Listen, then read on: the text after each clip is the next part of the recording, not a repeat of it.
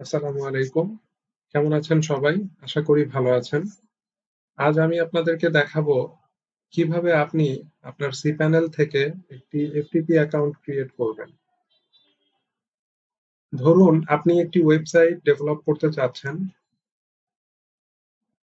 কিন্তু আপনি আপনার ওয়েব ডেভেলপারকে আপনার cPanel এর মেইন অ্যাক্সেসটি দিতে চাচ্ছেন না। সেক্ষেত্রে আপনি আপনার cPanel এর একটি স্পেসিফিক ডিরেক্টরির অ্যাক্সেস সহ একটি FTP অ্যাকাউন্ট ক্রিয়েট করে তাকে দিতে পারেন। সেক্ষেত্রে সে শুধুমাত্র ওই স্পেসিফিক ডিরেক্টরিতে ফাইল আপলোড করতে পারবে অথবা ওই ডিরেক্টরি থেকে ফাইল ডাউনলোড করতে পারবে। চলুন আমরা দেখে আসি কিভাবে cPanel থেকে সেটি করবেন। cPanel এ লগ ইন করার পর ফাইলস সেকশন থেকে FTP অ্যাকাউন্টস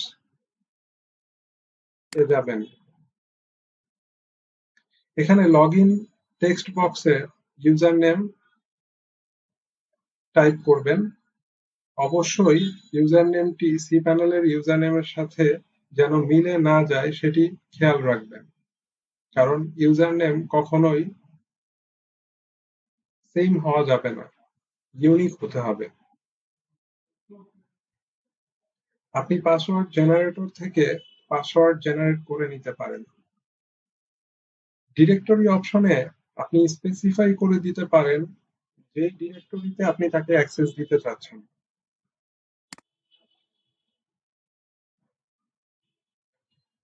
আমি তাকে পাবলিক আন্ডারস্কোর HTML এর ভিতরে অ্যাক্সেসটা দিতে চাচ্ছি। এখানে যদি আপনি পাবলিক আন্ডারস্কোর HTML না দেন এবং এখানে যদি ফাঁকা রাখেন, তাহলে উনি ফুল অ্যাক্সেসটাই পাবেন। কোটা অপশন থেকে আপনি তার জন্য কতটুকু জায়গা অ্যালোকেট করবেন সেটা স্পেসিফাই করে দিতে পারেন। আমি ডিফল্ট আনলিমিটেড অপশনটাই রাখছি। এরপর আমি ক্রিয়েট FTP অ্যাকাউন্টে ক্লিক করব।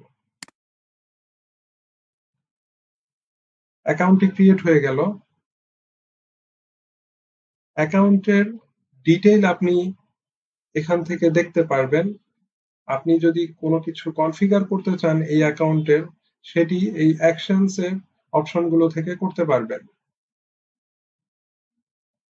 আপনি এভাবে আপনার প্রয়োজন অনুসারে আরো FTP অ্যাকাউন্ট অ্যাড করতে পারবেন। এখন আপনি আপনার এই FTP অ্যাকাউন্টের ক্রেডেনশিয়ালটি আপনার ডেভেলপারের সাথে শেয়ার করতে পারেন। আজ এ পর্যন্তই।